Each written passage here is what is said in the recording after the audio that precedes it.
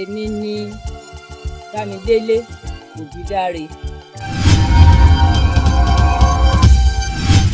Gẹ́gẹ́ bí àwọn àgbà wájú wa bí wọ́n ṣe ṣe, tí a bá ti kọ ọ̀pẹ a gbọ́dọ̀ rú jọ ká sì ṣá ká ṣí i. Tá a bá ti ṣá a tán a ó sè é. Tá a bá ti sè é tó bá ti jiná a wá gún. Tá a bá ti gún a kó sínú dáàmù. Tí a bá ti kó sínú dáàmù tán bẹ́ẹ̀ a wá fọ̀ ọ́. Epo á jáde lójú ẹ̀, èkùrọ́ á jáde lọ́tọ̀, epo náà á jáde lọ́tọ̀. Bí a ṣe ń ṣe epo yẹn, tá a bá ti wá rẹ tán ní ojú dáàmù báyìí a wá dà sínú dúrọ́ọ̀mù padà, a sè é ní epo.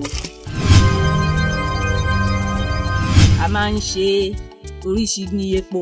À ń ṣe epo olóòórùn, à ń ṣe ìbọ̀lọ́. Ìbọ̀lọ́ yẹn la fi ń sebẹ̀.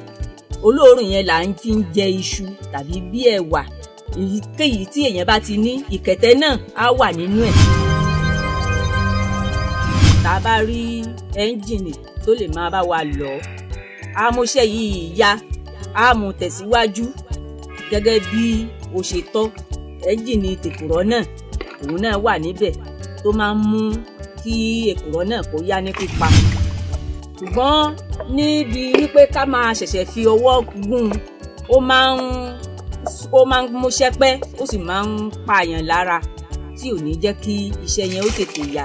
Ṣùgbọ́n tó bá ṣe wípé a bá rí ẹ́ńjìnì tó lè máa bá wa lọ̀ ọ́ gẹ́gẹ́ bí tìgbàlódé, ó ṣeé ṣe wípé yóò tètè máa yá láti máa ṣe.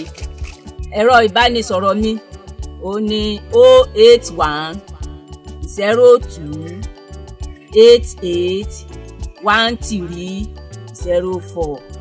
Orúkọ mi ni Bámidélé Ògúndáre, ìyá Fúnmiláyọ̀.